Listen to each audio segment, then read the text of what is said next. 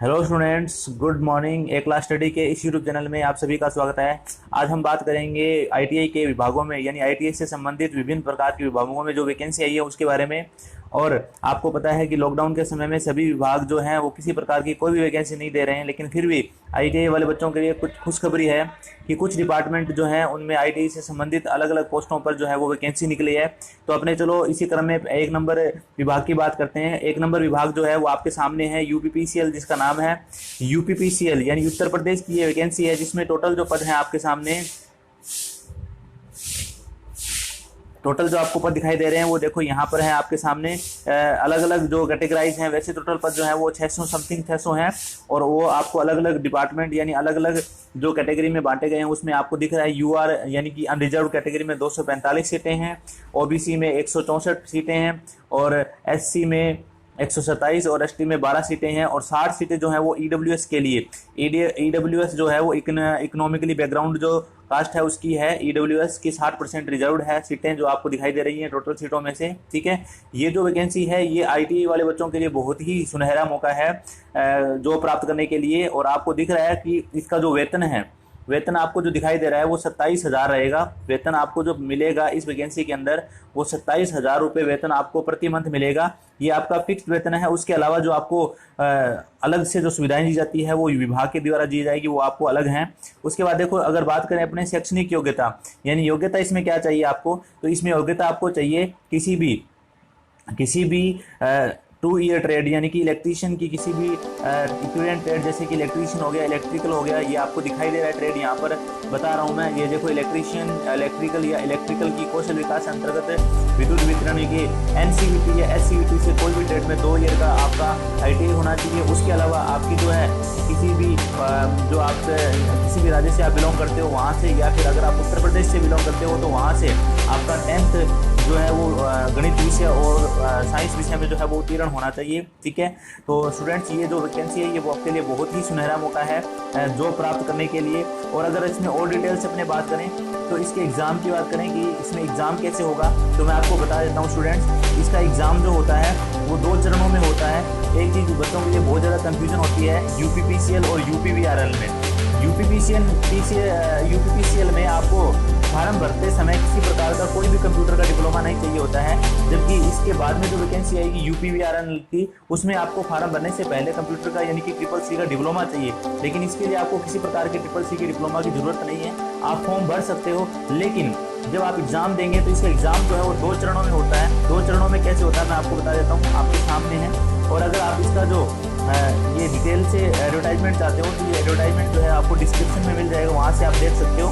ये देखो स्टूडेंट्स, यहाँ पर आपको दिखाई दे रहा है कि अगर एग्ज़ाम देखें तो इसका एग्ज़ाम कैसे होगा, तो मैं आपको बता देता हूँ। इसके एग्ज़ाम दो पार्ट में होंगे। एक आपको मिलेगा पार्ट ए जो है उसमें आपको 50 क्वेश्चन मिलेंगे, वो सिर्फ कंप्यूटर के मिलेंगे। यहाँ पे दिखाई दे रहा है पार्ट ए में 50 कंप्यूटर के क्वेश्चन मिलेंगे जिनकी नेगेटिव मार्किंग होगी 1/4 यानी कि 0.25।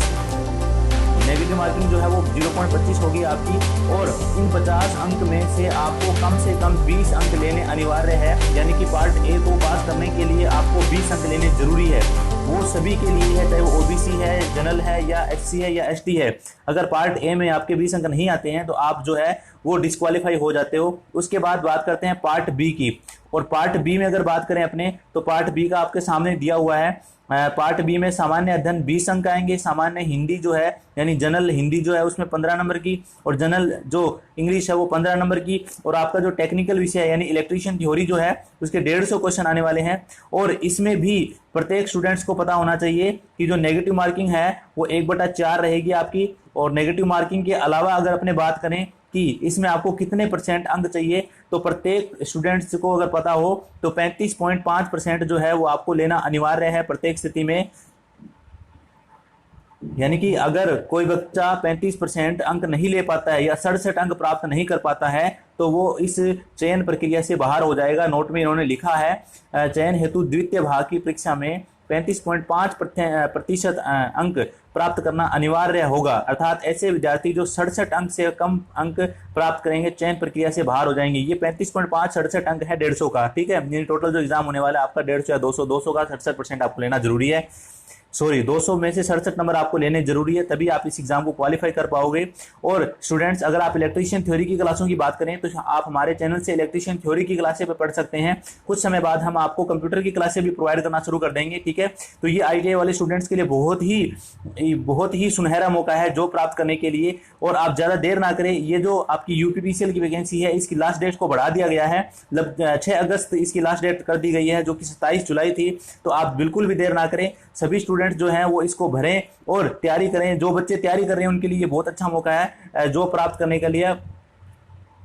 और अब अपने बात करते हैं आगे वाली वैकेंसी की। आगे वाली जो वैकेंसी है वो आपके सामने है north qualified limited. North qualified limited जो है उसकी एक वैकेंसी है जो मैं आपको बता रहा हूँ।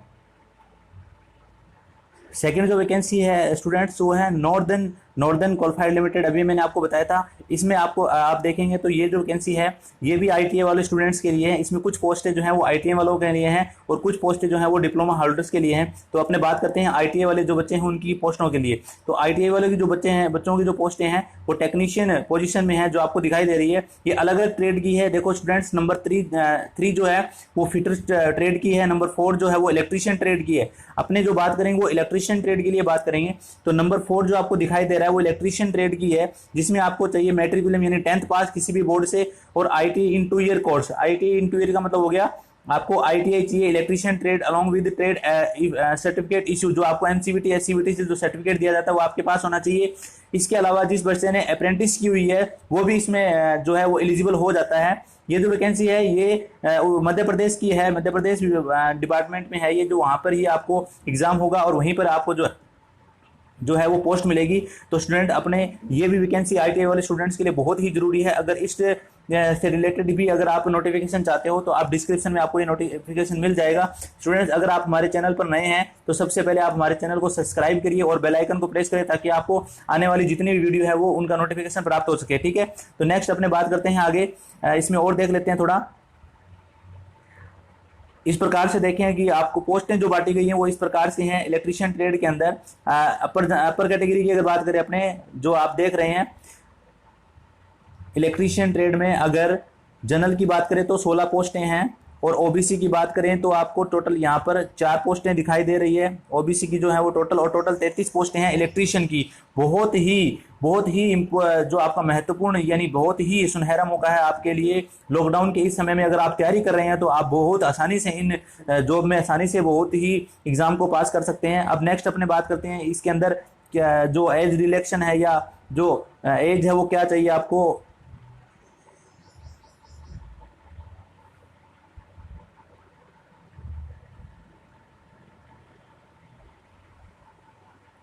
एग्जाम फीस की अगर बात करें तो स्टूडेंट्स इसमें एग्जाम फीस जो आपकी रहेगी वो 500 रुपये रहेगी सभी कैटेगरीज के लिए, जो चाहे वो OBC से है, EWS से है या अनरिजर्व कैटेगरी से है या फिर वो चाहे SC ST से है, सभी के लिए 500 एग्जाम फीस रहेगा। अब अपने नेक्स्ट करते हैं दूसरी वैकेंसी की बात। नंबर 3 पे जो वैकेंसी आती है, तो स्टूडेंट्स अपने नेक्स्ट वैकेंसी की बात कर रहे हैं। नेक्स्ट वैकेंसी जो है ये भी उत्तर प्रदेश राज्य विद्युत उत्पादन निगम में है।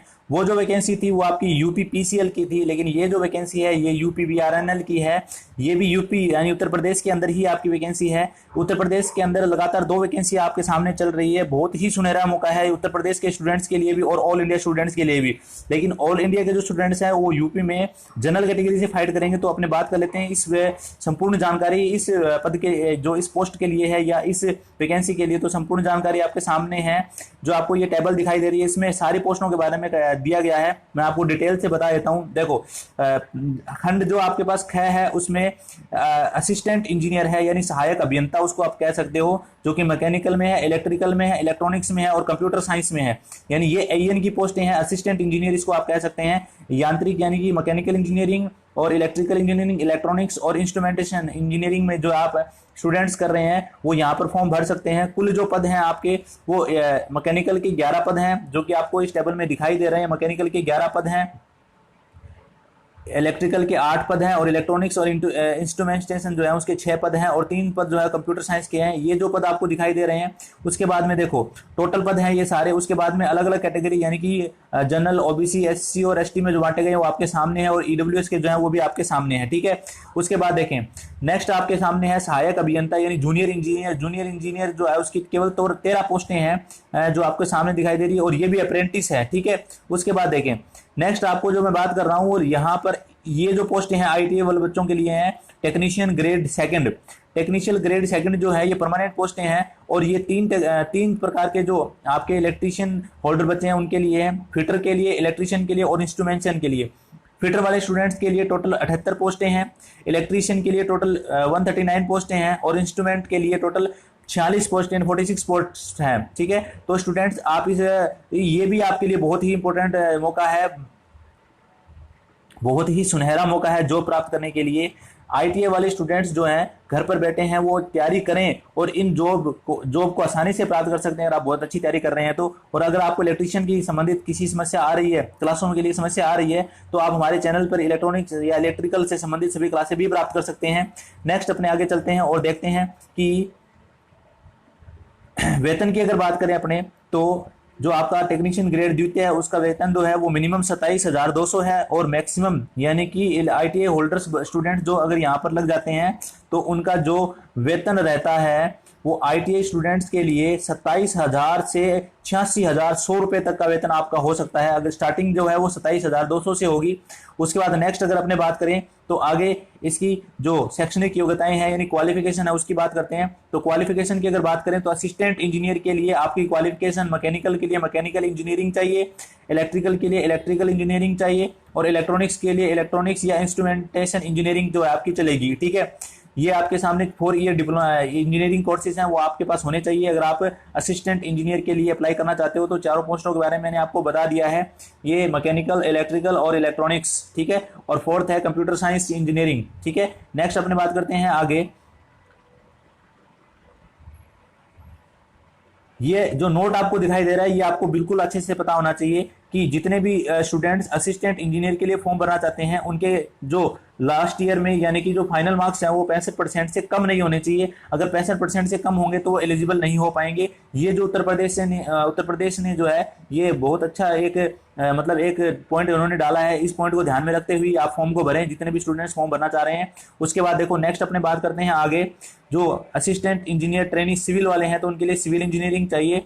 उसके बाद आगे बात करते हैं अपने अकाउंट ट्रेनिंग, इसको छोड़ देते हैं, अपने बात करते हैं सीधा टेक्निशियल ग्रेड सेकंड यानी आईटीआई वाले स्टूडेंट्स के लिए। तो अब आईटीआई वाले स्टूडेंट्स ध्यान देंगे इस बात पर कि टेक्निशियल ग्रेड द्वितीय जो है इलेक्ट्रीशियन पद के लिए माध्यमिक शिक्षा बोर्ड उत्तर प्रदेश की हाई स्कूल विज्ञान और गणित से जो आपकी होनी चाहिए। हाई स्कूल का मतलब हो गया आपका 10th या 12th। उसके बाद देखो इलेक्ट्रीशियन ट्रेड से आपका जो एनसीवीटी और एससीवीटी से जो है वो इलेक्ट्रीशियन ट्रेड पास होनी चाहिए। एनसीवीटी एससीवीटी का सर्टिफिकेट आपके पास होना चाहिए। और इसमें एक बहुत ही महत्वपूर्ण चीज ये है कि फॉर्म भरने से पहले, बहुत ही महत्वपूर्ण इसमें यह है कि फॉर्म भरने से पहले आपके पास में CCC यानी कंप्यूटर कोर्स के CCC का डिप्लोमा आपके पास होना चाहिए। अगर आप फॉर्म भरते समय CCC का डिप्लोमा लगाओगे तो ही आप फॉर्म भर सकते हो, अन्यथा आप जो है वो UPVRNL का फॉर्म नहीं भर सकते हैं, क्योंकि UPVRNL में आपको जो CCC का कोर्स है वो पहले ही देना पड़ेगा, पहले ही आपको यस और नो करना पड़ेगा। अगर आपके पास नहीं है तो आप फॉर्म नहीं भर सकते, अगर आपके पास है तो आप फॉर्म भर सकते हैं। ये थोड़ा सा एक पॉइंट डाल दिया है UPVRNL ने, ताकि जो है वो बच्चे थोड़ा सा छटनी हो जाए, और कुछ भी नहीं है इसके अंदर। अब देखो नेक्स्ट अगर अपने बात करें कि इनके एग्जाम पैटर्न जो है वो कैसे होगा, तो एग्जाम पैटर्न वो same as it is UPPCL वाला ही है। एग्जाम पैटर्न में कुछ भी अलग नहीं है, इसमें सेम एज इट इज रहेगा, यूपीपीसीएल वाला ही रहेगा एग्जाम पैटर्न। मैंने जैसा कि आपको बताया था, पार्ट ए जो रहेगा, पार्ट ए के अंदर आपके 50 क्वेश्चंस आने वाले हैं जो कंप्यूटर बेस्ड होंगे फुली, और इस 50 में से आपको जो है वो 20 मार्क्स लेने जरूरी होंगे, यानी कि आपको 50 में से 20 नंबर लेने जरूरी हैं, तभी आप इस एग्जाम को क्वालिफाई कर पाएंगे या क्वालिफाई मानेंगे।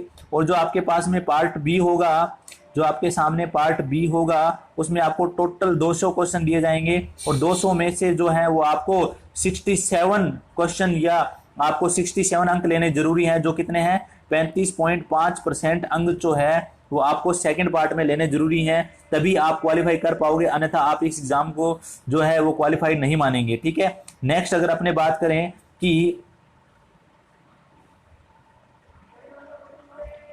एग्जाम फीस कितनी है, तो एग्जाम फीस जो है वो जनरल कैटेगरी के लिए 1,000 रुपये रहेगी, और अदर कैटेगरीज जो है उनके लिए, जैसे SC ST के लिए वो 700 रुपये एग्जाम फीस है, वो आप यहाँ से देख सकते हैं। नेक्स्ट अगर अपने बात करें कि लास्ट डेट इस एग्जाम की या इस फॉर्म की कितनी है, तो लास्ट डेट की अगर अपने बात करें तो यहाँ पर आप देख पा रहे हैं लास्ट डेट जो है वो ऑनलाइन फॉर्म भरने शुरू हो चुके थे पहले से, लेकिन इनकी डेट को एक्सटेंड किया गया है। अब जो लास्ट डेट इसकी बढ़ाकर जो है वो लगभग अगस्त में कर दी गई है, बढ़ाया गया है इसकी तारीख को, आप टेंशन ना लें। उसके बाद देखें, ये जितने भी आपको मैंने बताए हैं इन सारों की जो डिटेल नोटिफिकेशन है वो आपको डिस्क्रिप्शन से मिल जाएगा स्टूडेंट्स। और अगर स्टूडेंट्स आपको हमारी वीडियो पसंद आई हो तो इसको ज़्यादा से ज़्यादा शेयर करें और लाइक करें, और जो बच्चे हमारे चैनल पर नए हैं वो इस चैनल को सब्सक्राइब जरूर कर लें और बेल आइकन दबा लें, ताकि आगे आने वाले नोटिस जो है या नोटिफिकेशन जो है वो आपको प्राप्त हो सके। तो आज के लिए अपने इतना ही। नेक्स्ट आगे किसी वैकेंसी आते ही आपको तुरंत प्रभाव से जो है वो अवगत कराया जाएगा। तो थैंक यू, बहुत बहुत थैंक यू।